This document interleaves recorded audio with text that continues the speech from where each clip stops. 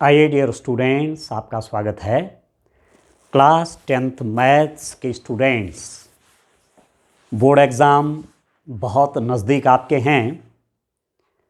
आज डेट 18 जनवरी 2024 और 27 फरवरी से उत्तराखंड बोर्ड के एग्ज़ाम प्रारंभ हो रही हैं। तो अब आप अंदाज़ा लगा सकते हैं कि कितने दिन आपके पास बाकी रह गए अपनी तैयारी के लिए। ठीक है, तो लगभग 40 डेज़, 40 दिन आप मान के चलिए कि आपको एग्ज़ाम की तैयारी के लिए मिल रहे हैं। वैसे 40 डेज़ बहुत होते हैं, कम नहीं होते। यदि आप ठीक से इन 40 डेज़ का, इन 40 दिनों का ठीक से उपयोग कर लेंगे तो अच्छे अंक आपको मिलेंगे। ठीक है, क्लास 10th जो मैथ्स के स्टूडेंट्स हैं उनके लिए पेपर में जो उनका बोर्ड का पेपर आएगा और बोर्ड के पेपर से आज के दिन के बीच का जो टाइम है वो इस टाइम का अच्छे से उपयोग करें। और मैं एक प्रतिदर्श प्रश्न पत्र सैंपल पेपर का सॉल्यूशन कर रहा हूं। यह पेपर बोर्ड ने जारी किया हुआ है और आपके लिए जारी किया हुआ है कि पैटर्न बिल्कुल यही रहेगा। इसी पैटर्न से आपके पास पेपर आएंगे। ठीक है, मैथ्स का पेपर इसी पैटर्न पे होगा। तो जो मैं आपसे कहने वाला हूं कि पेपर में क्वेश्चन किस रूप में होंगे, कौन प्रश्न कितने अंकों का होगा, किस चैप्टर से कितने कितने मार्क्स के क्वेश्चन आने वाले हैं, उसके संबंध में डिस्कस कर लेते हैं।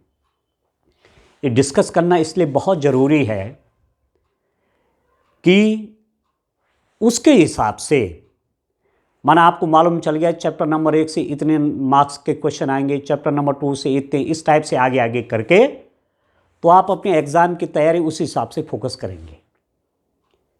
ठीक है ना। तो पहले तो पेपर का पैटर्न जान लेते हैं कि जो पेपर बनेगा उसमें कितने क्वेश्चन आएंगे, कौन क्वेश्चन कितने मार्क्स का होगा। पहले इसको जान लेते हैं और फिर आगे चर्चा करते हैं।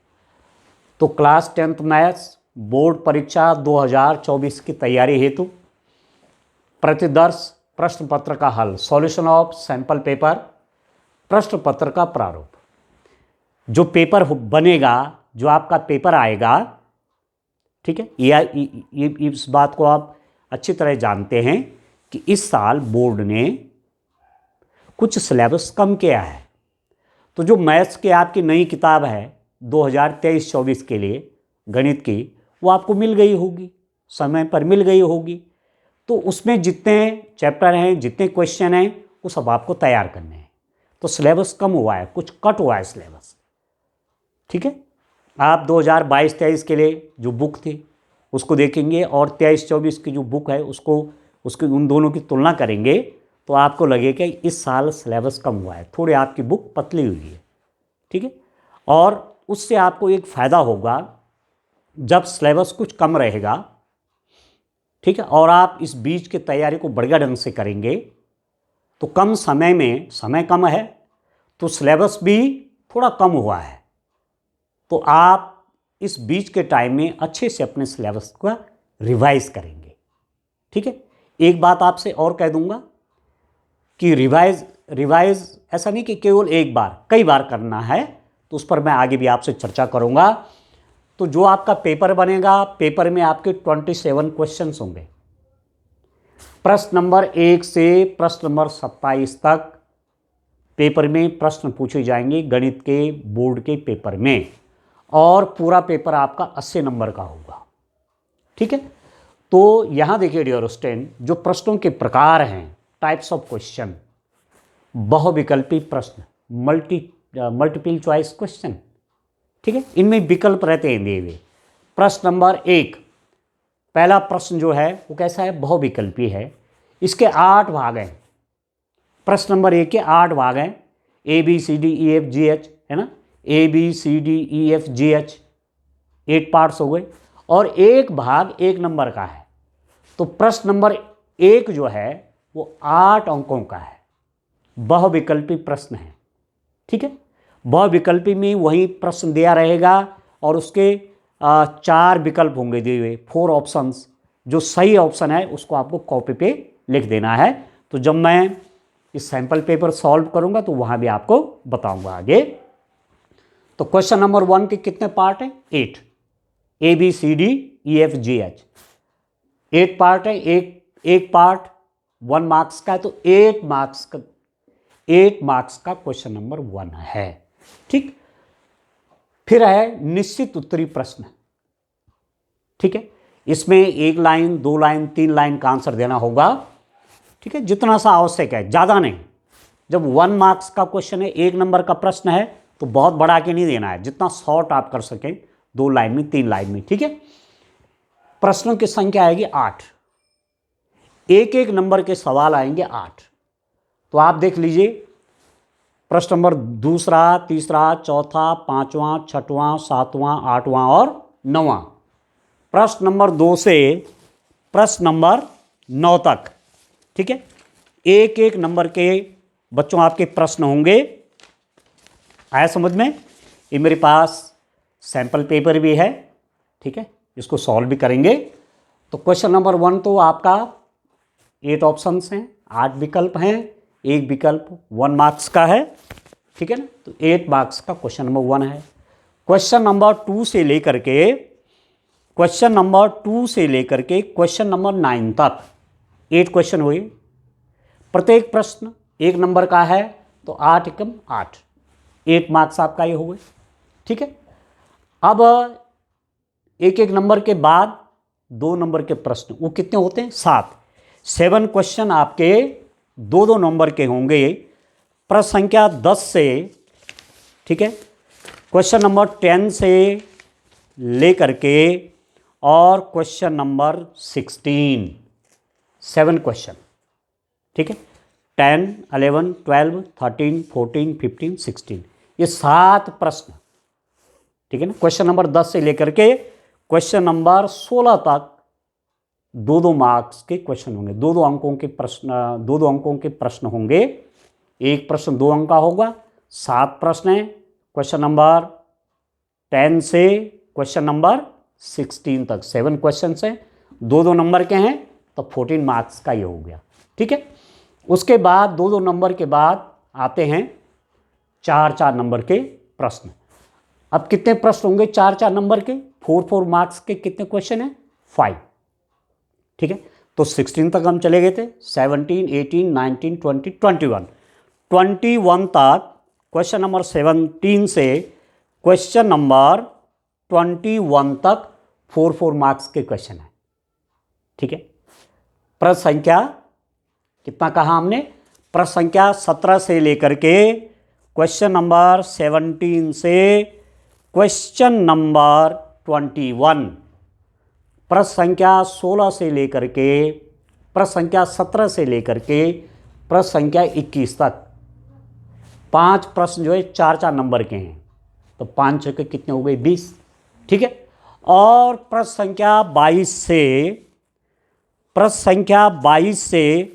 प्रश्न संख्या 27 क्वेश्चन नंबर 22 से क्वेश्चन नंबर 27, तो 22, 23, 24, 25, 26, 27 पर 6 प्रश्न, 22, 23, 24, 25, 26, 27, ये जो 6 प्रश्न हैं, एक प्रश्न 5 अंक का है।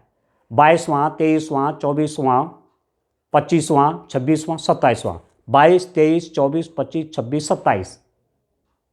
आया समझ में? तो एक क्वेश्चन कितने का है? 5 नंबर का है, तो 6 पंजे कितना हो गया? 30।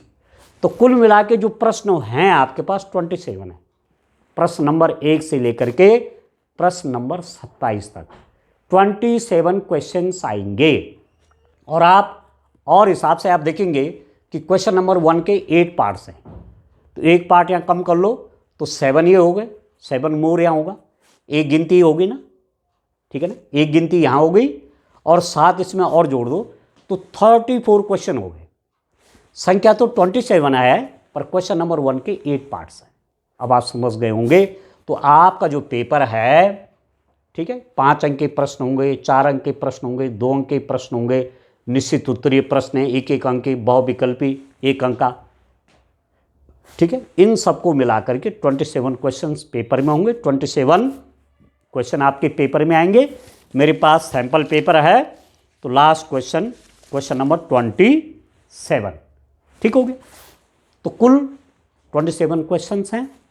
कितने मार्क्स के हो गए? 80 मार्क्स के, 80 अंकों के प्रश्न। जो पेपर आएगा गणित का वो कितने मार्क्स का होगा? 80 मार्क्स का, 80 अंकों का एक पेपर होगा। सैंपल पेपर भी करूँगा, उससे भी आपको और क्लियर होगा, ठीक है। और जो 20 मार्क्स होते हैं, वैसे पेपर पूरा 100 नंबर का है, 80 का तो रिटर्न है, ठीक है। जो आप बोर्ड में पेपर देंगे वो 80 मार्क्स का होगा। 20 मार्क्स में क्या क्या होगा? जो 20 मार्क्स का पेपर होगा वो विद्यालय स्तर पे 20 नंबरों का निर्धारण, 20 मार्क्स का निर्धारण विद्यालय स्तर पे आपके जो मैथ्स के सर होंगे या मैडम होंगी, वो आपको प्रैक्टिकल भी पहले भी करवाए होंगे। जिस दिन वो इंटरनल असेसमेंट का टेस्ट लेंगे उस दिन भी आपको जो भी तरीका वो अपनाएंगे, ठीक है। तो 20 मार्क्स का निर्धारण उन्होंने करना है, ठीक है। प्रैक्टिकल मैथ्स में दे देंगे, आपका जो प्रोजेक्ट आपको दिया होगा मैथ्स में बनाने के लिए, उसके भी कुछ अंक होंगे, कुछ वाइवा आपका होगा, ठीक है। और कुछ मंथली टेस्ट जो अभी तक आपने दिए हैं, ठीक है। 3 आपने दे दिए ना, 2 मासिक परीक्षाएं, मंथली टेस्ट या यूनिट टेस्ट आपने हाफेली से पहले दिए, 1 हाफेली के बाद। तो ये जो 3 मंथली टेस्ट हैं, इनमें जो बेस्ट होगा, जितने आप उसमें अंक लाएंगे, ठीक है ना, ठीक है, उसको भी 5 के राउंड में कैलकुलेट करके और वो उन 20 मार्क्स पे वो भी जोड़ा जाएगा, ठीक हो गया। तो 20 नंबर आपके जो सर हैं, मैडम हैं, सर होंगे या मैडम होंगे, उनके हाथ में हैं। और उनके हाथ का मतलब मेरा कि जो निर्धारित वहाँ भी है तरीका, उसके हिसाब से 20 अंकों का वहाँ आपको आंतरिक एक असेसमेंट होगा, एक परीक्षा जो भी होगा, जिस रूप में भी होगी, 20 अंक वहाँ से आएंगे, ठीक है, आपके सर या मैडम की हेल्प से, और 80 मार्क्स का आपका पेपर होगा, ठीक होगा।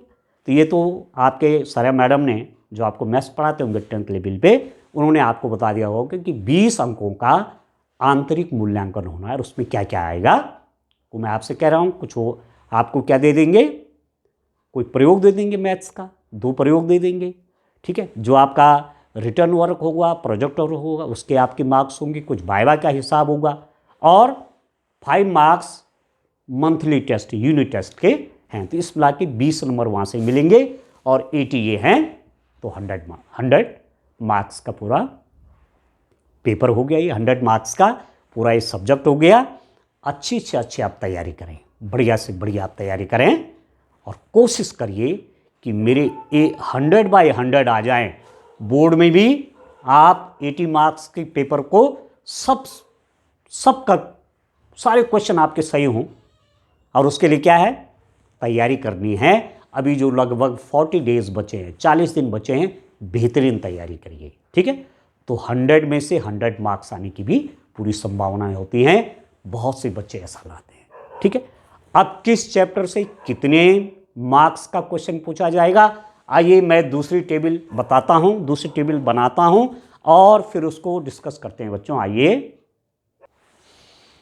इस टेबल को देखते हैं। इसमें जो आपका पूरा सिलेबस है मैथ्स का, क्लास 10th के स्टूडेंट्स का जो पूरा मैथ्स का सिलेबस है, गणित का जो पूरा पाठ्यक्रम है, ठीक है, उससे किस रूप में कितने कितने मार्क्स के प्रश्न किस चैप्टर से आएंगे। आप देखिए, पूरा मैथ्स के सिलेबस को, पूरे गणित के पाठ्यक्रम को 7 यूनिट में बांटा गया है, 7 भागों में बांटा गया है, 7 पार्ट्स।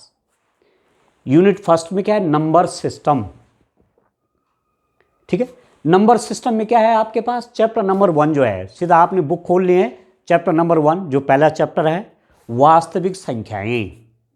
पहला चैप्टर आपका कौन है? वास्तविक संख्याएं, रियल नंबर्स, चैप्टर नंबर 1। उससे बोर्ड के पेपर में 6 मार्क्स के क्वेश्चन आएंगे, 6 नंबर के सवाल, ठीक है, 6 मार्क्स के क्वेश्चन नंबर सिस्टम से चैप्टर नंबर 1 वास्तविक संख्याओं से पूछे जाएंगे। ठीक। Chapter number 2, unit number 2, chapter के बजाय यूनिट बोलता हूं, यूनिट नंबर 2, ये अलजेब्रा। ठीक है। इसके अंदर कौन कौन चैप्टर आते हैं? चैप्टर नंबर 2, ठीक है, चैप्टर नंबर 2 आपका बहुपद है, पॉलिनोमियल।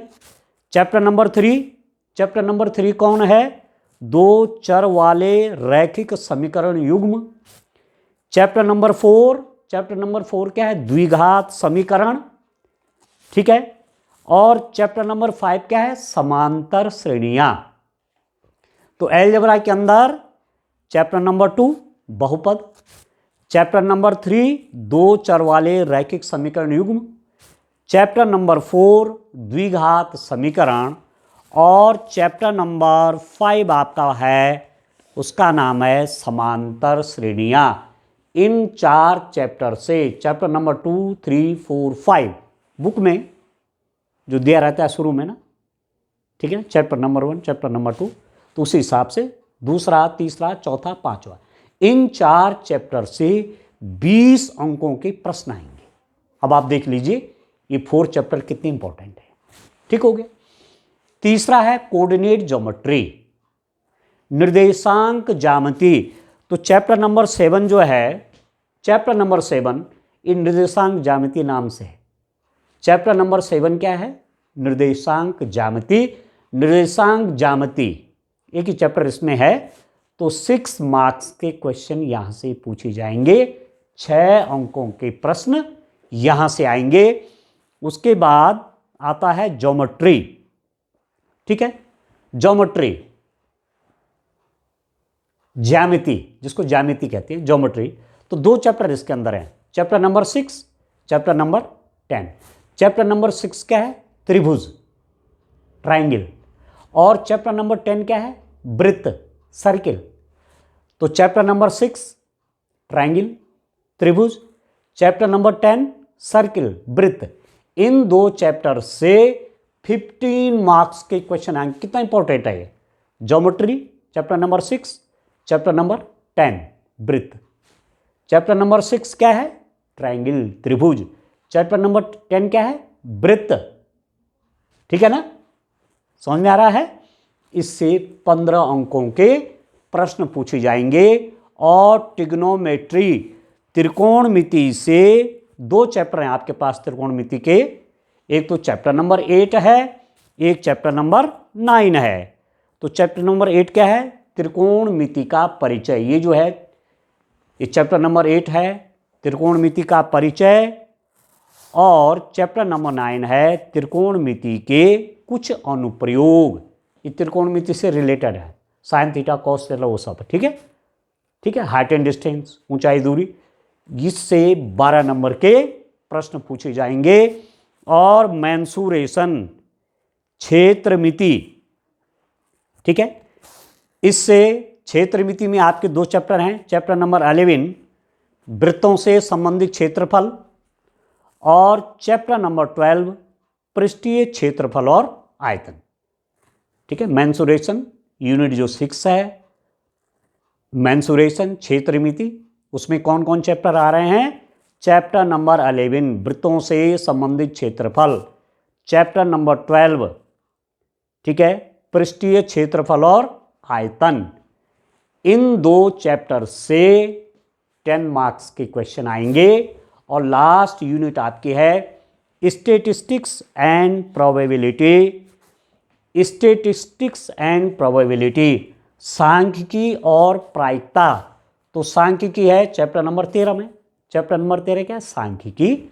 और चैप्टर नंबर 14 क्या है? प्रायिकता। बड़ी इंटरेस्टिंग है, सरल भी होती है।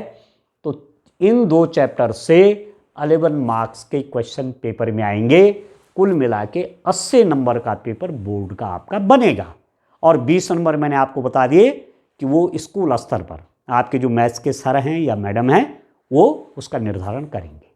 ठीक है, तो 80 मार्क्स यहाँ से आएंगे, 20 मार्क्स वहाँ से आएंगे, कुल मिला के 100 मार्क्स।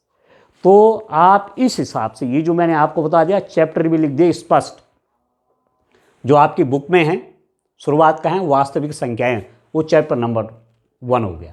दूसरा है बहुपद, चैप्टर नंबर 2 हो गया, उस रूप में आगे लिखे गए हैं। तो यहाँ से आपको बड़ी हेल्प मिलेगी कि किस चैप्टर से कितने मार्क्स के क्वेश्चन पूछे जाते हैं। जो चैप्टर आपको सरल लगता है पहले उसको तैयार कीजिए, और उसको इस ढंग से तैयारी कीजिए कि यहाँ से कोई भी प्रश्न आएगा तो मेरा गलत नहीं जाएगा। 2 चीज़ें आपको तैयार करनी, एक तो उदाहरण, बोर्ड के पेपर में उदाहरणों से भी जो सॉल्व रहते हैं ना, जो हल्के रहते हैं, वो प्रश्न भी आप सब करिए, और एक्सरसाइज के भी करिए। कई प्रश्न जो हैं सॉल्व रहते हैं, मतलब चैप्टर में शुरुआत में एक्सरसाइज से पहले कई उदाहरण रहते हैं हल्के हुए, उनको आप अवश्य करिए, उनसे भी बहुत से प्रश्न पेपर में आते हैं। और एक्सरसाइज भी आप ठीक से करिए।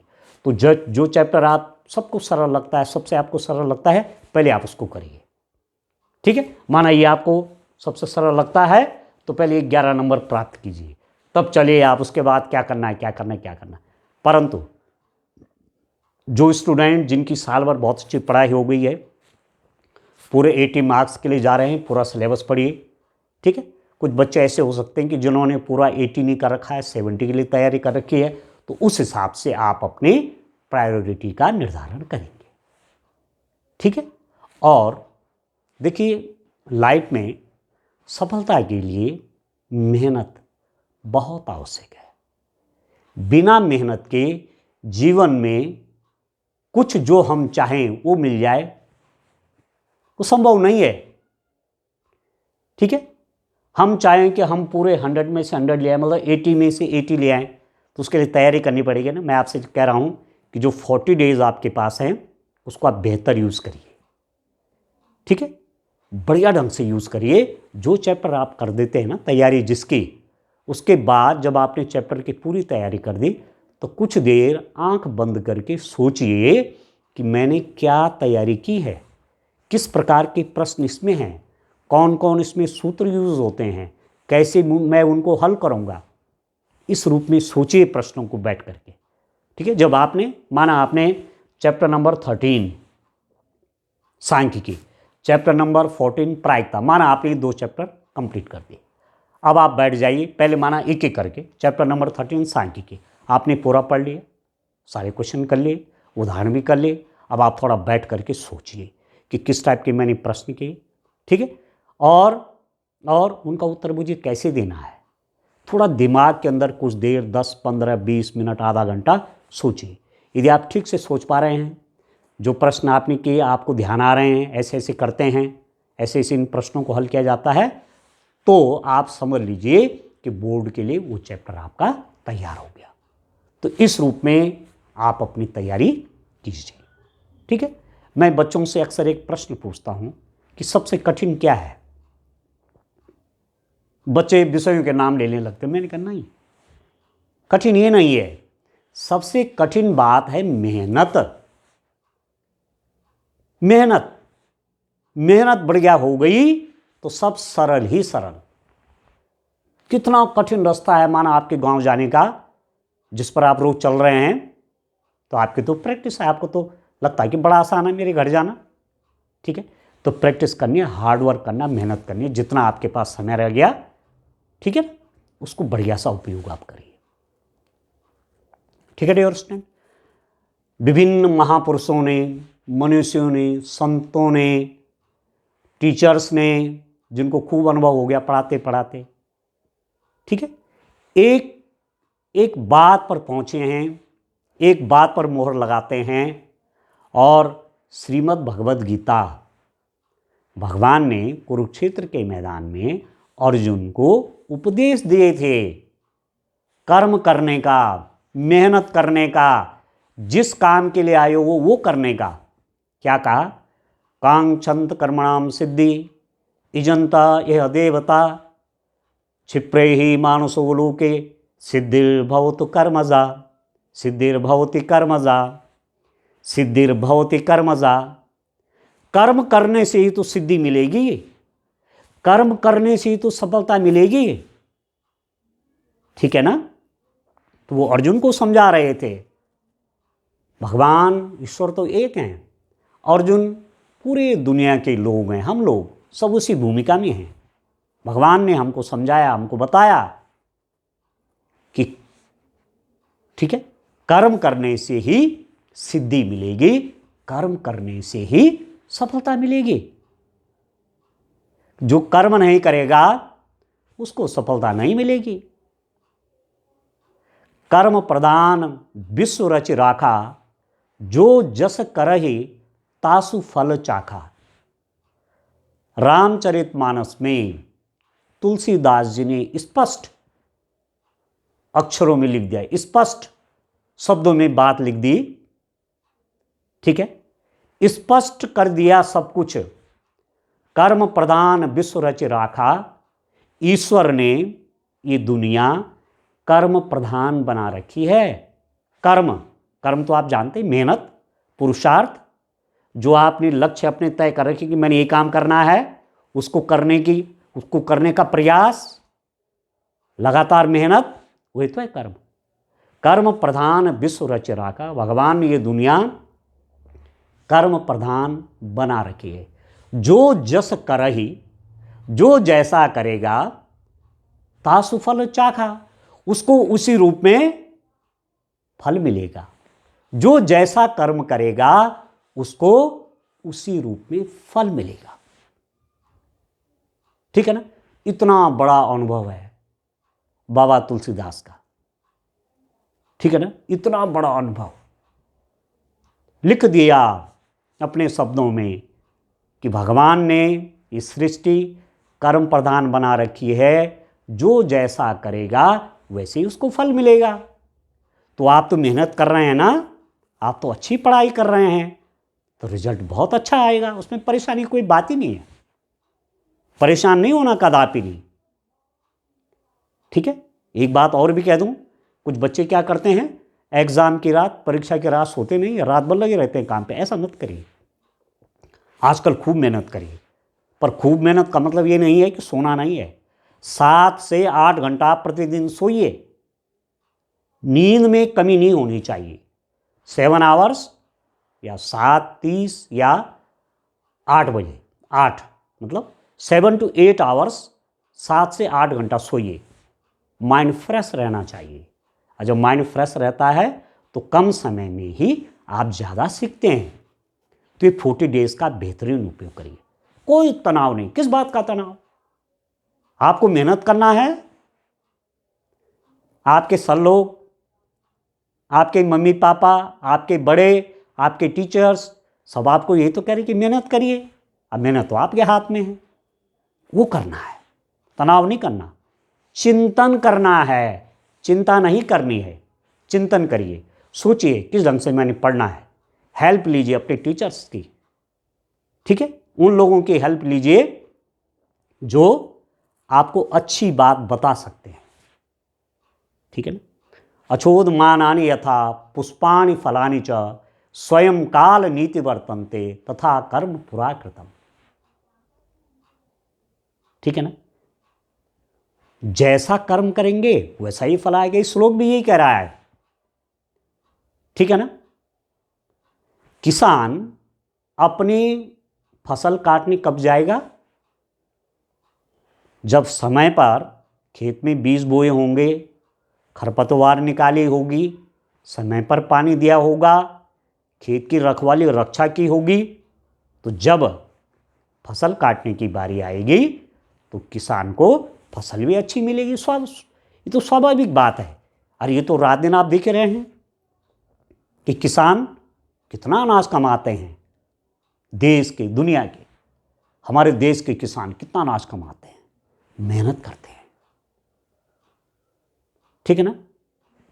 Everyone must reap the fruits of his deeds. इस श्लोक का जो मैंने बोला ना अभी, इंग्लिश में कहेंगे तो everyone must reap the fruits of his deeds. प्रत्येक व्यक्ति को जो उसने फसल बोई है वो काटनी पड़ती है। ठीक है, तो कर्म का सिद्धांत है ये। ठीक है ना, कर्म करना है, मेहनत करनी है। ठीक है ना, मेहनत नहीं करेंगे तो फिर कुछ मिलने वाला नहीं है। एक श्लोक और कहता हूं, रामचरितमानस में तुलसीदास जी ने, बहुत बड़े संत हुए हैं जिन्होंने रामचरितमानस में जीवन जीने के सूत्र लिखे हैं। ठीक है ना, सकल पदार्थ हैं जग माही, कर्महीन नर पावत नाही। अब इसका अर्थ आप खुद ही लगा सकते हैं। सकल पदार्थ हैं जग माही, सकल मतलब बहुत कुछ।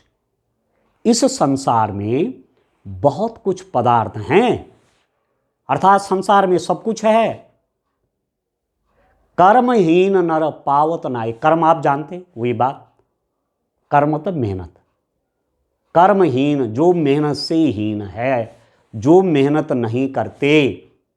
कर्महीन नर पावत नाही, जो कर्म नहीं करेगा, जो मेहनत नहीं करेगा समय पर, उसको नहीं मिलेगा। ये तो तुलसी बाबा कह रहे हैं। ठीक है, सब कुछ है इस संसार में, जो जो चाहेगा वो सब मिलेगा, पर उसके अनुसार पुरुषार्थ करना है, मेहनत करना है। ठीक है, तो मैं आपसे ये अपील कर रहा हूं। ठीक है, मैं एक टीचर हूं, मैं स्टूडेंट से अपील कर रहा हूं, अपने स्कूल के स्टूडेंट से भी और स्टूडेंट से भी मैं अपील कर रहा हूं कि मेहनत करिए। ठीक है, आज डेट 18 है, 27 फरवरी से आपके पेपर हैं। 18 मार्च में आपसे बात कर रहा हूं, 27 फरवरी से आपके पेपर हैं। तो ये बीच का जो समय है ना, इसको बढ़िया ढंग से पढ़ाई में लगाइए, फोकस हो जाइए, थोड़ा शारीरिक एक्सरसाइज भी करिए। ठीक है ना, 7 से 8 घंटा सोइए, कुछ फिजिकल एक्सरसाइज भी करिए, थोड़ा सा वॉकिंग का समय भी रखिए, थोड़ा हल्का फुल्का खेल का समय भी रखिए, और 8 से 10 घंटा प्रतिदिन पढ़ाई का रखिए, तो सब अच्छा होगा। क्यों नहीं होगा? और बच्चे भी तो लाए हैं इससे पहले, आपके भाई बहन जो इस समय 11 में हैं या जो 12 में हैं। ठीक है, इससे पहले पास आउट होके चले गए, वो भी तो स्टूडेंट हैं, उन्होंने भी तो पढ़ाई की है। तो जब आपके भाई बहन उन्होंने पढ़ाई की तो आप भी करेंगे, और आप कर रहे हैं। इसलिए चिंता कदापि नहीं करनी है, चिंता नहीं करनी है, चिंतन करना है, सोचना है, विचारना है। ठीक है, पढ़ने पे मन नहीं लगेगा, मन इधर उधर भटकेगा, तो थोड़ा सा मन को शांत करिए। ठीक है, मन को फोकस करिए, एक जगह पर उसको लाइए। मोबाइल का प्रयोग कम करिए। यदि आप पढ़ रहे हैं मोबाइल से, पढ़ाई के भी अच्छे अच्छे वीडियोज़ हैं, अलग अलग विषयों के हैं। ठीक है ना, तो यदि आप मोबाइल से पढ़ रहे हैं तो अच्छी बात है। परंतु यदि आप मोबाइल में पढ़ाई की आपको आवश्यकता नहीं है, तो मोबाइल को अपने से बहुत दूर रखिए, उसका नेट बंद करके रखिए, तब मैसेज मत देखिए।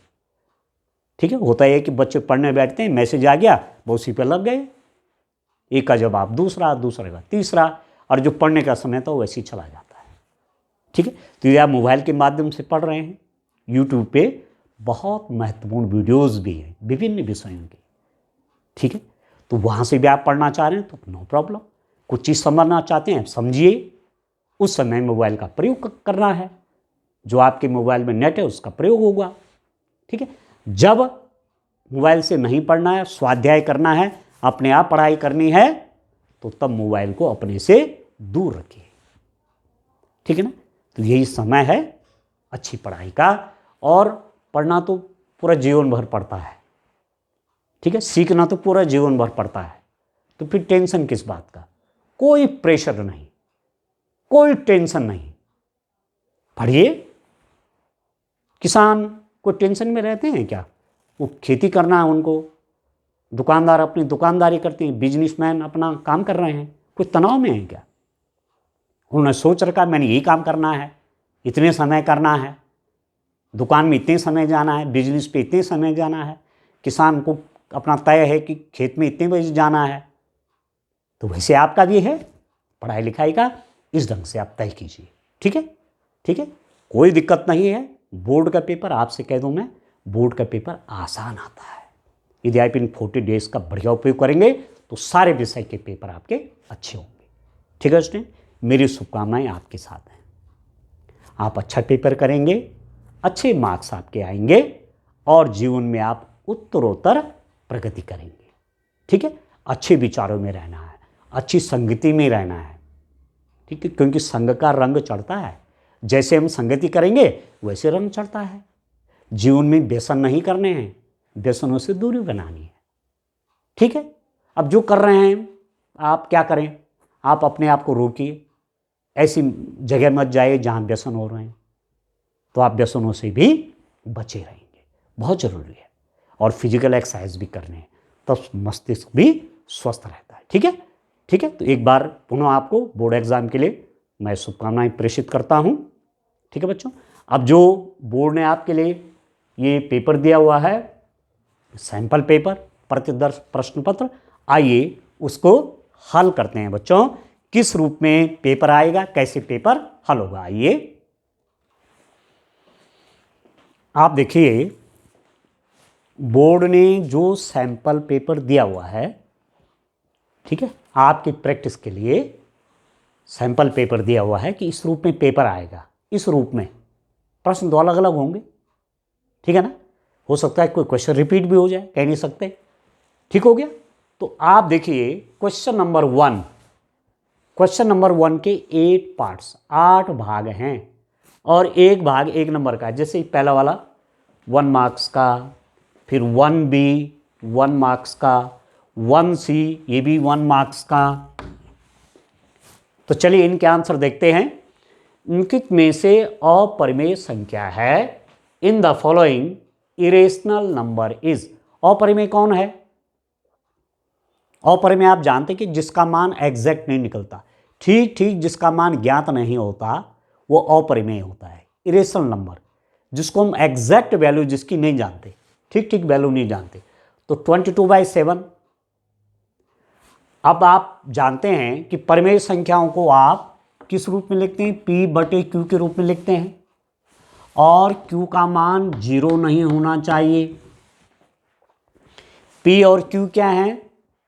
पूर्णांक संख्याएं हैं, तो ये भी पूर्णांक है, ये भी पूर्णांक है।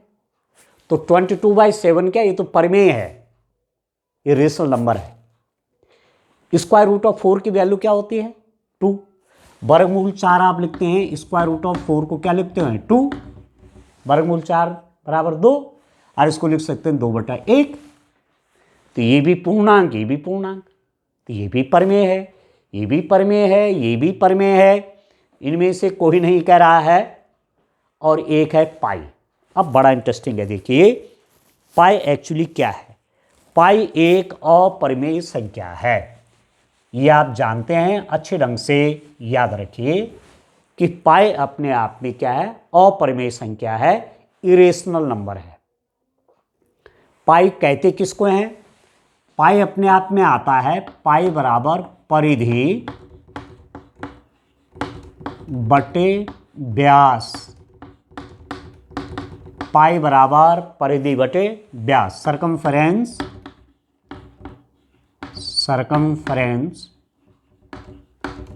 Divided by diameter. ठीक है, यदि किसी वृत्त की त्रिज्या r है तो उसकी परिधि होती है 2πr। किसी वृत्त की त्रिज्या r है तो परिधि कितना? 2πr। और व्यास कितना? व्यास परिधि का व्यास त्रिज्या का दुगुना। यदि r त्रिज्या है तो व्यास कितना? 2r, दुगुना हो जाता है। 2 से 2 कट गया, r से r कट गया, आ गया पाई।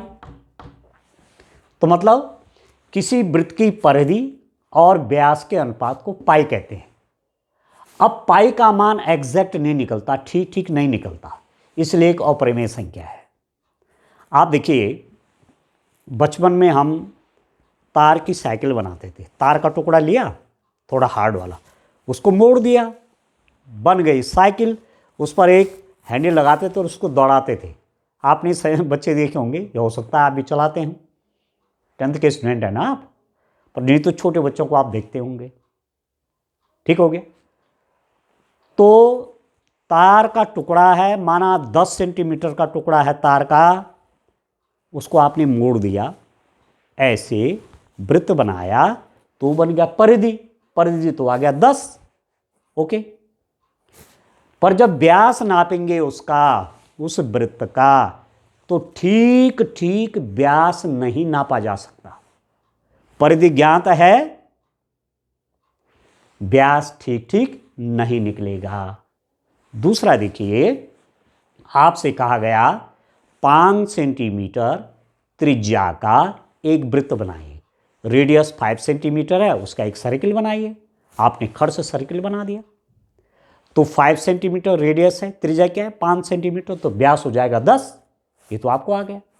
परंतु परिधि का जब मान निकालेंगे तो एग्जैक्ट नहीं आएगी, ठीक ठीक कुछ निकलेगी, कुछ निकलेगी, पर ठीक ठीक नहीं निकलेगी, एग्जैक्ट वैल्यू नहीं निकलेगी, पूरा पूरा सही मान नहीं निकलेगा। इसलिए ये अनुपात अपने आप में अपरिमेय है। अपरिमेय संख्या आप जानते हैं, जिसके मान की ठीक ठीक जानकारी नहीं होती। ठीक है ना? ठीक है। तो परिधि की जानकारी ठीक ठीक है तो व्यास ठीक ठीक नहीं मिलेगा, व्यास की जानकारी ठीक ठीक हमको है तो परिधि नहीं मिलेगी। इसलिए पाई अपने आप में क्या है? अपरिमेय संख्या है, इरेशनल नंबर है। तो आपने कुछ नहीं यहां देना। ये जो सब बातें मैंने बताई तो मैंने आपको समझाने के लिए बताई हैं। पेपर में बहुविकल्पी प्रश्न, मल्टीपल चॉइस क्वेश्चन का आंसर कैसे देंगे, एक लाइन में आप लिखेंगे ये वाला आंसर सही है, सेकंड वाला, तो आप लिख देंगे विकल्प,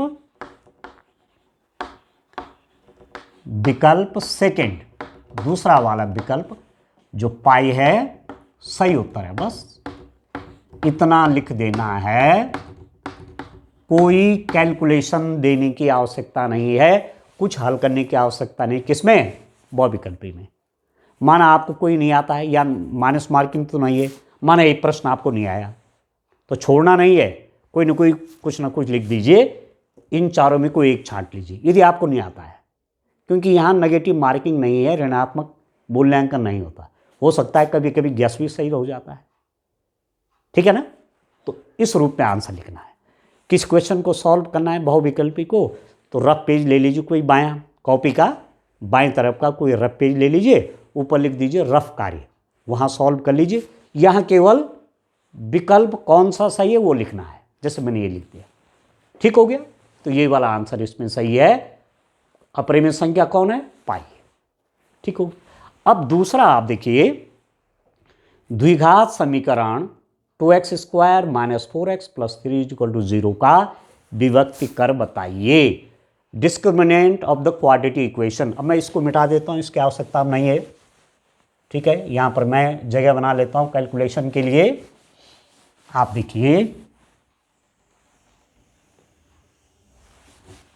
इसको देखिए डियर स्टूडेंट, द्विघात समीकरण 2x² - 4x + 3 = 0। कई बार पेपर में प्रश्न आता है द्विघात समीकरण, द्विघात समीकरण का मानक रूप, द्विघात समीकरण का, द्विघात समीकरण का मानक रूप लिखिए, मानक रूप लिखिए। मानक रूप मतलब standard form. Right the standard form of quadratic equation. तो हमें से याद रखना, क्या लिखोगे? x² + bx + c = 0, जहां a का मान शून्य नहीं होना चाहिए, a शून्य नहीं होना चाहिए, गुणांक है। तो कोई इक्वेशन इस रूप में है, चर में 2 घात की है, तो उसको बोलते हैं द्विघात समीकरण। तो x² + bx + c = 0। कई बार इतना ही प्रश्न पूछा जाता है कि द्विघात समीकरण लिखिए, द्विघात समीकरण का मानक रूप लिखिए, या कोई एक द्विघात समीकरण लिखिए।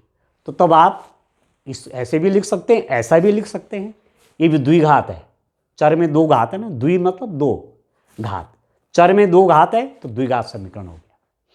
अब देखो इस द्विघात समीकरण का विभक्तीकरण क्या होता है। विभक्तीकरण डिस्क्रिमिनेंट क्या होता है, बी स्क्वायर माइनस 4ac को विभक्तीकर कहते हैं। B square minus 4ac is discriminant. विभक्तीकर क्या हुआ, B square minus 4ac। B क्या है, एक्स का गुणांक है। एक्स में किसका गुणा हो रखा है, बी का, तो बी।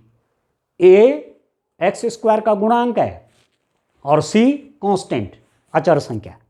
अब इसको आप देखो, यदि मैं 2x square minus 4x plus 3 is equal to 0, मेरे पास ये भी द्विघात समीकरण है।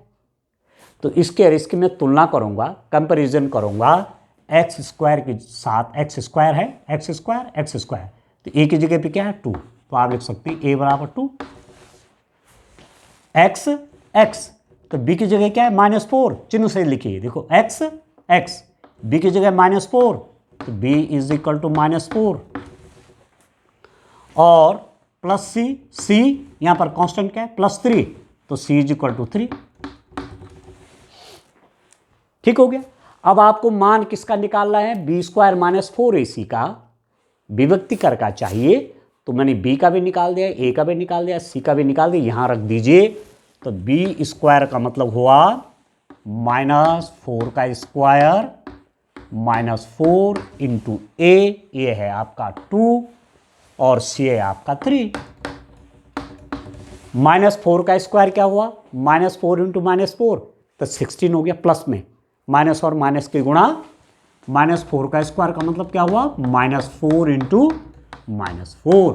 अब -4 और -4 माइनस माइनस प्लस गुणा में, और 4 गुणा 4 कितना 16, ये तो आ गया 16 माइनस, इसको देखिए 4 दूने 8, 8 3 24, तो ये कितना होगा 16 माइनस 24। 16 है, प्लस का साइन देखा जाता बाईं ओर, 16 प्लस का है और 24 माइनस का है। 16 रुपये आपके पास है और 24 रुपये का आपके ऊपर कर्जा है, ऋण मतलब कर्जा। 16 रुपये प्लस 16 रुपये आपके पास हैं, 16 रुपये आपके पास है, 24 रुपये का कर्जा है, 16 आपने दे दिए, फिर भी 8 रुपये का कर्जा रहता है -8। तो 16 माइनस 25 कितना हो गया, -8 हो गया। तो जो विभक्तिकर है, डिस्क्रिमिनेंट है, इसकी वैल्यू आ गई -8। तो ये वाला आंसर सही है। तो आप लिख देंगे विकल्प, कौन सा विकल्प, विकल्प थर्ड। अब विकल्प थर्ड क्या है, -8 सही उत्तर है। अब इतनी कैलकुलेशन रफ में, यहां पर नहीं, यहां तो केवल उत्तर लिखने हैं आपने।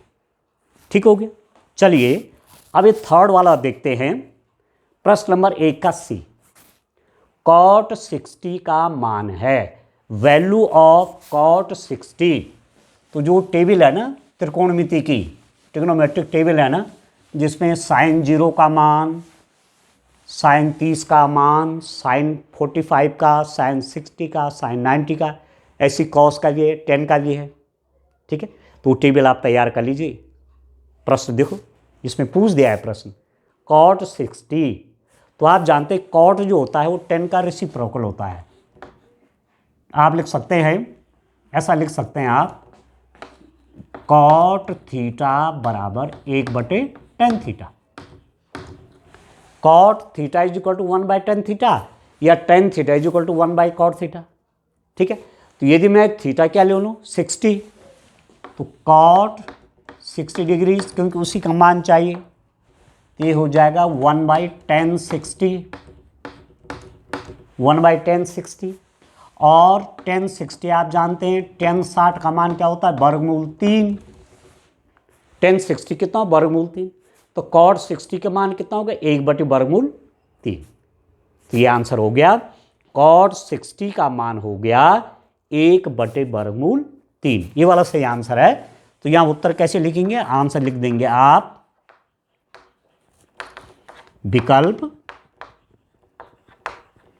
विकल्प सेकंड।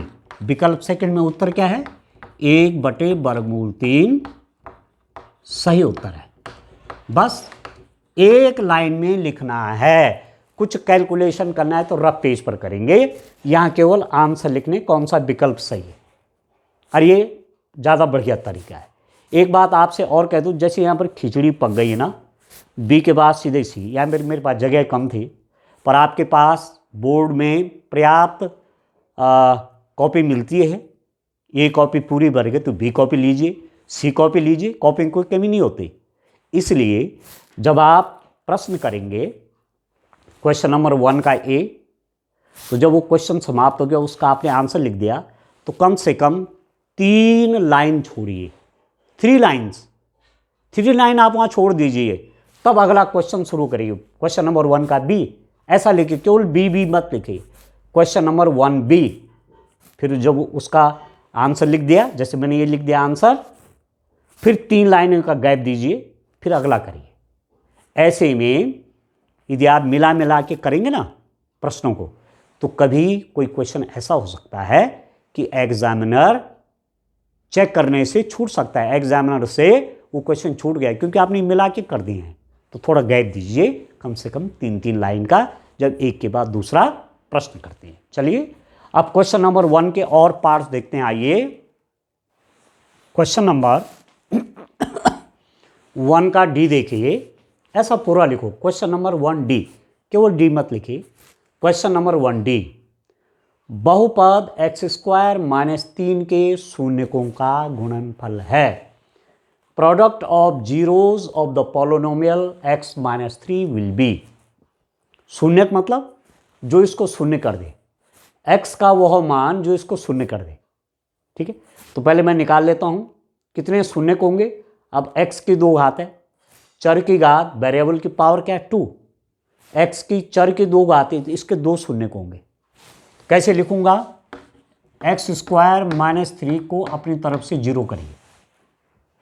ठीक है, यदि आप शून्यक निकालना चाह रहे हैं हम लोग, तो इसको 0 रखिए, तो क्या हो जाएगा, दिस इंप्लाइज दैट x² बराबर, पक्षांतर कीजिए, इसका ट्रांसपोज कीजिए, इधर माइनस और वहाँ जाके प्लस हो गया। ठीक है, अब यहाँ x² = 3 है, यदि आप x की वैल्यू निकालना चाहते हैं तो प्लस माइनस √3। ठीक है, x² 3 है, x का मान निकालना चाहते हैं, इसका वर्गमूल ले लीजिए प्लस माइनस करके, तो शून्यक हो गई कौन कौन, 2 शून्यक आ गए, मतलब x के 2 मान आ गए, x बराबर प्लस √3 और दूसरा x बराबर माइनस √3। एक साइन प्लस है, एक शून्य +3, प्लस लिखने की आवश्यकता नहीं होती, दूसरा x बराबर माइनस √3, तो ये 2 शून्यक हो गए। ठीक है, तो बहुपद के शून्यकों का गुणनफल, इसके 2 शून्यक आ गए, कौन कौन, ये अरे, यदि मैं x की जगह √3 करूंगा तो ये 0 हो जाएगा, क्योंकि √3 का स्क्वायर कितना 3, और 3 - 3 0, और यदि मैं x की जगह -√3 करूंगा तो माइनस √3 कितना, माइनस का स्क्वायर प्लस, और √3 का स्क्वायर 3, और 3 - 3 हो गया 0। तो 2 शून्यक हो गए, इसके 2 शून्य कौन कौन हो गए आप देख रहे हैं, एक है ये x √3 और दूसरा है x -√3। इनका गुणनफल, गुणनफल मतलब गुणा कर दीजिए, प्रोडक्ट इन 2 का आपस में गुणा करिए, ये 2 शून्य का है ना, इनका आपस में गुणा करना है, तो √3 × -√3 कितना हुआ, प्लस और माइनस का गुणा माइनस, और वर्गमूल 3 और वर्गमूल 3, √3 और √3 को गुणा करेंगे तो आ जाएगा 3, √3 × √3 = 3। तो इसके शून्यकों का गुणनफल आया -3, ये वाला आंसर सही है डियर स्टूडेंट। तो मैं यहाँ पर लिख देता हूँ कौन सा विकल्प मेरे पास आ रहा है, -3 आया ना, -3 हमारा ये वाला सही है, तो 4th वाला ऑप्शन सही है, चौथा विकल्प सही है, तो मैं लिख दूंगा विकल्प 4th ये वाला जो कि क्या नाम है, -3। चौथा वाला विकल्प में -3 ये सही उत्तर है, ऐसा लिख देना चाहिए। ये सबसे ठीक तरीका है। ठीक हो गया, ठीक है ना। अब चलो आगे देखो, इसको सॉल्व करने के लिए मैं इसको मिटा देता हूँ, ठीक है ना, तो बढ़िया से आप समझ जाएंगे। तो वहाँ आपको ऐसा नहीं देना है। यदि आप सीधे भी जानते हैं आंसर तो सीधा लिखिए, और माना आपको कैलकुलेशन करनी पड़ रही है तो पहले रफ में कैलकुलेशन आप करिए, ठीक है। यहाँ पर तो केवल उत्तर ही लिखने हैं। देखो, बिंदु 2-4 की x अक्ष से दूरी, distance of the point 2-4 from x axis. इसी टाइप का क्वेश्चन बोर्ड के पेपर में भी था, लास्ट का जो बोर्ड का पेपर है ना, इसी टाइप का एक प्रश्न था। तो देखो, ये निर्देशांक ज्यामिति का प्रश्न है। आप देखिए, ये x एक्सिस है, ये y एक्सिस है, 1 2 3 4, -1 -2 -3 -4 +1 +2 +3 +4। आप जानते हैं मूल बिंदु के निर्देशांक होते हैं 0 0। इसको भी याद रखिए। कई बार 1 मार्क्स का क्वेश्चन यही हो सकता है कि मूल बिंदु के निर्देशांक लिखिए, तो मूल बिंदु के निर्देशांक होते हैं 0 0। Coordinate of origin is 0 0। मूल बिंदु के निर्देशांक 0 0। ठीक हो गया। अब देखो, मूल बिंदु के दाईं ओर x अक्ष में जाना है प्लस, मूल बिंदु के बाईं ओर x एक्सिस में आना है माइनस, मूल बिंदु के ऊपर y एक्सिस में जाना है प्लस, मूल बिंदु के नीचे आना है y एक्सिस की तरफ तो माइनस, इधर माइनस, ठीक है, इधर प्लस, इधर प्लस, इधर माइनस। ठीक हो गया। अब बिंदु क्या है, 2, -4। पहला वाला कोऑर्डिनेट होता है x, ये x कोऑर्डिनेट है, x निर्देशांक 2 है, y निर्देशांक -4 है। तो x निर्देशांक 2 मतलब 1 2, ये चले गए आप यहाँ। y क्या है, -4, -4 y नीचे की ओर, तो यहाँ से आओ -1 -2 -3 -4 इसके सीध में, तो ये वाला पॉइंट है वो, ये हो गया 2, -4। ठीक है। चतुर्थ चतुर्थांश में आ गए, फोर्थ क्वाड्रेंट में। तो इसकी x अक्ष से दूरी, तो ये x अक्ष से कितना नीचे है, यहाँ देखो ये दूरी है, कितना नीचे है, 1 2 3 4 -4। ठीक है। वैसे दूरी धनात्मक होती है, परंतु जिस ढंग से आंसर दिए हुए हैं तो ये -4 दिशा भी तो बताएगा। ठीक है। x एक्सिस से कितना दूरी पर है, -4 नीचे। तो इस बिंदु की 2 -4 की x अक्ष से दूरी कितना हो गया, -4। ये -4 है, देखो 1 2 3 4, -1 -2 -3 -4। ठीक हो गया। ऐसा ही करना है। तो आंसर लिख देता हूं, कौन सा वाला सही है, ये वाला विकल्प देखो, पहला वाला सही है। तो ऐसा टिक नहीं लगाना है। कैसे लिखेंगे, विकल्प फर्स्ट, विकल्प फर्स्ट क्या है, -4 सही उत्तर है। बस इस टाइप का आपने लिख देना है। 1 का ऐप देखिए, समांतर श्रेणी 4 10 16 22 का 7वां पद होगा। The 7 term of AP 4 10 16 22। Arithmetic progression आप जानते हैं, समांतर श्रेणी आप जानते हैं। आप देखो, इसको भी ठीक से आपको कर लेना है। समांतर श्रेणी है, अर्थमेटिक प्रोग्रेशन है 4 10 16 22 डैश डैश डैश, ये है। अब इसका प्रथम पद क्या है। अब पहले तो ये देखो अपनी नॉलेज के लिए कि समांतर श्रेणी है कि नहीं है। इसमें से इसको माइनस करो 10 - 4 6, इसमें से इसको माइनस करो 16 - 10 6, 22 - 16 6। इसका मतलब ये समांतर श्रेणी है। इसमें से इसको घटाया 6 आया, इसमें से इसको घटाया 6 आया, इसमें से इसको घटाया 6 आएगा, ये समांतर श्रेणी हो गई। तो जब समांतर श्रेणी आ गई तो इसका प्रथम पद फर्स्ट टर्म, प्रथम पद first term a is equal to 4। दूसरा होता है इसमें सार्व अंतर, कॉमन डिफरेंस, सार्व अंतर d बराबर कितना होगा, सार्व अंतर कैसे निकलता है, इसमें से इसको माइनस करिए, 10 - 4 तो ये हो जाएगा 6। ठीक है, कौन सा पद निकालना है, सातवां, तो n बराबर 7, सातवां पद चाहे तो n बराबर 7। अब समांतर श्रेणी का nवां पद होता है a n बराबर a plus n minus 1d, ये सूत्र आपने पढ़ा है। समांतर श्रेणी का nवां पद इस सूत्र से दिया जाता है, इसको l भी लिखते हैं कई बार, या an लिख दीजिए, an nवां पद बराबर a plus n minus 1d। अब यहाँ n की जगह 7 है तो a7 is equal to a, ये हमारे पास 4 है, n है 7, 7 - 1 इंटू d कितना है, निकला हुआ है 6।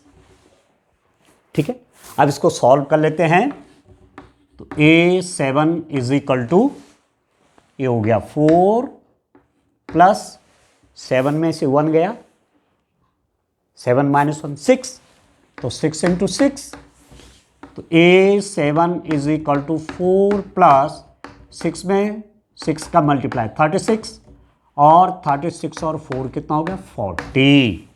तो समांतर श्रेणी का सातवां पद 7 टर्म ऑफ AP कितना आ रहा है, 40 आ रहा है। तो ये वाला आंसर आपका सही है, ये वाला। ठीक है, तो इसका आंसर, इसका उत्तर मैं यहां लिख देता हूं, यहां पर लिख देते हैं। आइए, यहां मेरे पास नीचे जगह नहीं है तो मैं यहीं लिख दे रहा हूं। ठीक है, इस वाले प्रश्न का उत्तर लिख रहा हूं मैं, इस वाले का उत्तर, तो क्या लिख दूंगा आंसर में। ठीक है, किसका आंसर है, क्वेश्चन नंबर 1 का F। कौन सा सही हुआ, ये थर्ड वाला 40। तो हम लिख देंगे विकल्प कौन सा, थर्ड, वो क्या है 40 सही उत्तर है। ठीक है, अभी ये जो चल रहे हैं, एक क्वेश्चन नंबर 1 के पार्ट चल रहे हैं, यहां तक हो गए। F 2 पार्ट अभी और करते हैं, आइए उनको भी कर लेते हैं। क्वेश्चन नंबर 1 का G वाला पार्ट देखते हैं। निश्चित घटना की प्रायिकता है, probability of a definite event is. अब प्रायिकता का चैप्टर बड़ा सरल भी है, ठीक से आप थोड़ा समझ लेते हैं तो आप उससे क्वेश्चन सही कर लेते हैं। कोई घटना है, घटना मतलब आपने कोई सिक्का उछाला, हेड गिरा, वो एक घटना है, इवेंट है। टेल गिरा, वो एक घटना है, इवेंट है। तो घटनाएं 2 प्रकार की हैं, निश्चित घटनाएं, श्योर इवेंट, डेफिनेट इवेंट, जिनको होना ही होना है। ठीक है ना, जैसे आपने डाइस फेंका, पासा फेंका, और आप कह रहे हैं कि 1 से लेकर के 6 तक कोई भी अंक आ सकता है, तो आएगा। ठीक है, आप सिक्का उछाल रहे हैं, कोई क्वाइन टॉस कर रहे हैं, आप कह रहे हैं हेड गिरेगा या टेल गिरेगा, तो वही तो आ गया, या तो हेड आएगा या टेल आएगा। तो दोनों बात बोल दिया आपने, या तो हेड आएगा या टेल आएगा। क्वाइन फेंका है भाई, या तो हेड आएगा या टेल आएगा, तो निश्चित घटना हो गई। पासा फेंका, कोई डाइस फेंका, लूडो खेलते ना लूडो, तो उसको वो जो एक क्यूब है, उसको जब आप फेंकते हैं, उसको डाइस बोलते हैं ना, पासा, तो उस पर 1 2 3 4 5 है, 6 अंक है, 1 से लेकर 6 तक। तो आप बोल रहे हैं 1 2 3 4 5 6 में कोई अंक आ जाए तो आना ही है। तो ऐसी घटनाएं कहते हैं निश्चित घटना। तो यदि घटना निश्चित है, जिस घटना को होना ही होना है, तो उसकी प्रायिकता हमेशा 1 होती है, याद रखना 1। निश्चित घटना की प्रायिकता कितनी होती है, 1। ये आपका राइट आंसर है 1। ठीक है, प्रोबेबिलिटी ऑफ श्योर इवेंट 1 होती है, जो घटना होनी है निश्चित है जो घटना होना उसकी प्रायिकता होती है 1। ठीक हो गया। और आगे समझिए, जो इम्पॉसिबल इवेंट है, असंभव घटनाएं, उनकी प्रायिकता 0 होती है। ये भी आप याद रखिए, असंभव घटनाओं की प्रायिकता 0 होती है। जैसे मैंने पासा फेंका और मैं कह रहा हूं कि उस पासे पर 7 आ जाए। 1 2 3 4 5 6 होते हैं उसमें अंक, और हम क्या चाह रहे हैं कि 7 आ जाए या 8 आ जाए। ठीक है, या 6 से बड़ी कोई संख्या आ जाए या 0 आ जाए। ऐसा आएगा ही नहीं। असंभव घटना है तो प्रायिकता क्या हो जाएगी? 0। तो असंभव घटना की प्रायिकता 0 होती है। असंभव मैंने आपको बता दिया। ठीक है, तो प्रायिकता है P, प्रायिकता को मैं यदि Px कहूंगा तो प्रायिकता का मान 1 भी हो सकता है और प्रायिकता का मान 0 भी हो सकता है। ठीक है, जो असंभव घटनाएं हैं, इम्पॉसिबल इवेंट हैं, उनकी प्रायिकता 0 होती है। जो निश्चित घटनाएं, जो आपके निश्चित घटना श्योर इवेंट है, जिनको होना ही होना है, आपको मालूम है कि तो होगा ही होगा, उसकी प्रायिकता 1। बाकी घटनाओं की प्रायिकता का मान 0 से लेकर के 1 तक होता है। प्रायिकता का मान कभी भी 1 से बड़ा नहीं होता। प्रायिकता का मान कभी 0 से छोटा नहीं होता, मतलब ऋणात्मक। प्रश्न मान आपको दिया गया है, यह कथन सत्य है या असत्य है। एक घटना की प्रायिकता ऋण 1 है, आप बोलेंगे गलत। प्रायिकता कभी भी ऋणात्मक नहीं होती, 0 से छोटी नहीं होती। यह आपसे प्रश्न क्या पूछा किसी ने? एक घटना की प्रायिकता 1.5 है, तो सत्य सत्य बोले, आप बोलेंगे असत्य है, क्योंकि प्रायिकता का मान कभी भी 1 से बड़ा नहीं होता। 1 हो सकता है, 0 हो सकता है, और 0 और 1 के बीच कोई संख्या हो सकती है। ठीक है, तो इसका उत्तर क्या है? निश्चित घटना की प्रायिकता कितनी होती है? 1।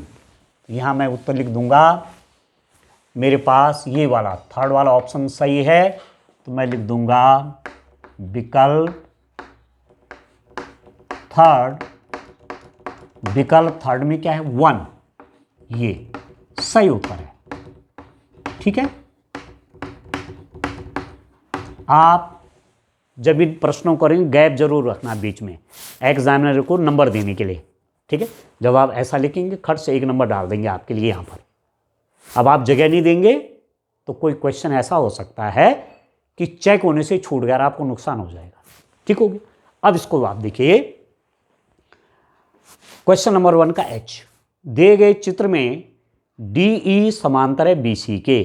ये DE और BC आपस में समांतर है। समांतर मतलब इनके बीच की दूरी हर जगह समान है। आप जानते हैं ये समांतर का चिन्ह है। कहीं पर ऐसा है तो ये क्या है? इस समांतर का चिन्ह होता है। ठीक है, और दिया हुआ है कि AD बटे DB बराबर 2/3। AD बटे DB, या कई बार इसको ऐसा भी दे देते हैं कि AD अनुपात DB बराबर 2/3। यहां पर तो ऐसा लिख दिया।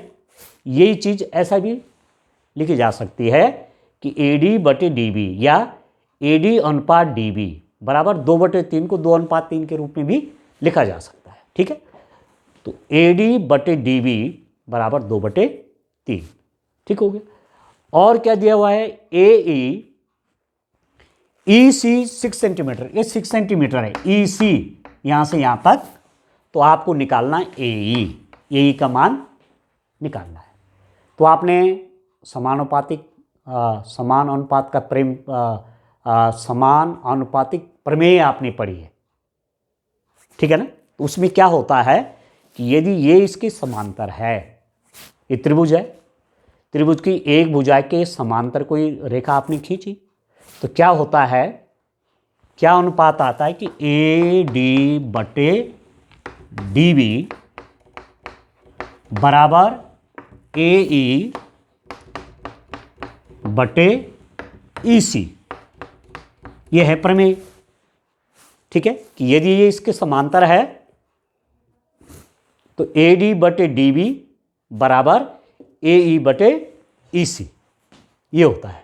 बाकी सब कुछ आपको दिया हुआ है तो आप वैल्यू रख लीजिए। यहाँ जगह बना लेता हूँ, ठीक है, यहाँ पर इसको सॉल्व करने की जगह बनाता हूँ। देखिए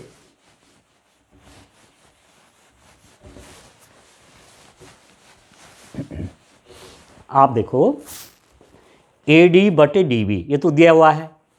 AD बटे DB क्या दिया हुआ है, 2/3। यदि ऐसा भी दिया रहेगा तो आप इसको 2/3 ही लिखेंगे। 2:3 क्या हुआ, 2/3। तो ये तो हो गया 2/3 बराबर AE, ये तो निकालना है, AE बाई EC ये 6। अब आपको AE का मान निकालना तो इसकी गुणा यहाँ हो जाएगी, इसकी गुणा यहाँ हो जाएगी। तो AE का मान चाहिए तो क्या लिख देंगे, इसकी गुणा इसके साथ 2 गुणा गया 6/3, इसकी गुणा इसके साथ, ठीक हो गया। अब काट लीजिए, 3 दूने 6, तो AE बराबर कितना हुआ, 2 दूने 4, 4 सेंटीमीटर। आया समझ में?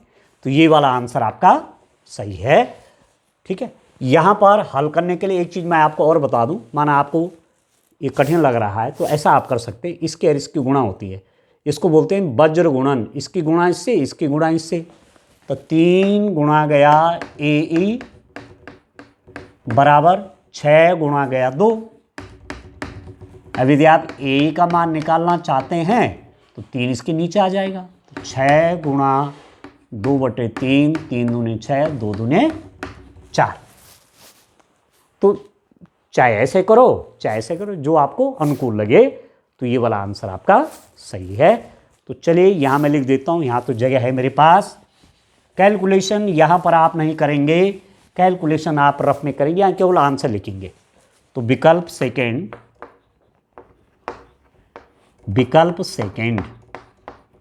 4 सही उत्तर है।